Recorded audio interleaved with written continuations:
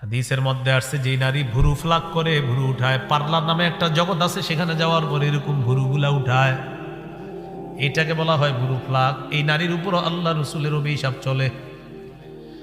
ভুরু যারা উঠাইতেছে তারা আপনারই কন্যা, আপনার বোন, তারা আপনার স্ত্রী।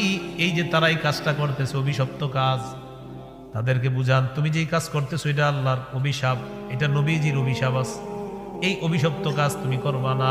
তাদেরকে বুঝান এটা অভিশপ্ত কাজ, এই কাজে আল্লাহ অভিশাপ দেয়, রসুল অভিশাপ। এর মধ্যে একটা আছে কালার করা। কি করা? আল্লাহর সৃষ্টির পরিবর্তন করে ফেলে চুলের। ছেলেটার বয়স মাত্র 21-22 বছর, হে সাদা চুল বানায় লাল চুল বানায়। আরে ঘটনা কি? লাল চুল তো আমগো দাদার, সাদা চুল আমগো দাদার, আপনার চুল সাদা কেন? অসুস্থ নাকি? না, কি এটাই ফ্যাশন। ইবলিস আল্লাহর কাছে চ্যালেঞ্জ করছে, ওয়ালা আমুরান্নাহুম ফালা ইউগাইয়িরুন্না খালকাল্লাহ। আল্লাহ মানুষকে আমি কুমন্ত্রণা দিব, তাদেরকে আমি এমন কাজ করাবো তারা তোমার সৃষ্টি পরিবর্তন করে দিবে। এখন কোটি কোটি টাকা খরচ করে আপনার সৃষ্টির পরিবর্তন করা হচ্ছে, কোটি কোটি টাকা খরচ করে দেখবেন জিহ্বা নাক টাক কি করে ফেলতেছে, কোটি কোটি টাকা খরচ করে। তো ইবলিস বলছে যে আমি তোমার সৃষ্টি পরিবর্তন করাবো তাদেরকে দিয়ে, মানুষকে দিয়ে, মাখলুককে দিয়ে। আমি কি করব? খালেকের যে সৃষ্টি, এই খালেকের সৃষ্টি আমি মাখলুকের দ্বারা পরিবর্তন করানোর এই ফিতনা আমি লাগিয়ে দেব। এটা ইবলিস বলছে সূরা নিসা।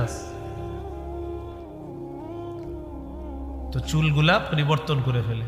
আপনারা যুবক যারা আছেন, আপনারা যদি বিয়ে করেন তো বিয়ের আগে তো মেয়েরে দেখতে যান, কন্যা পক্ষকে দেখতে যান।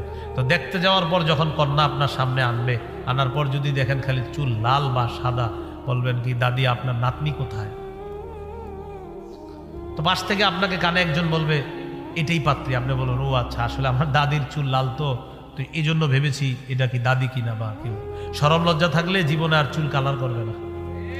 হ্যাঁ ঠিক আছে, আর ঠিক তো ঠিক আছে, বাকি ছেলেরাও কালার করে।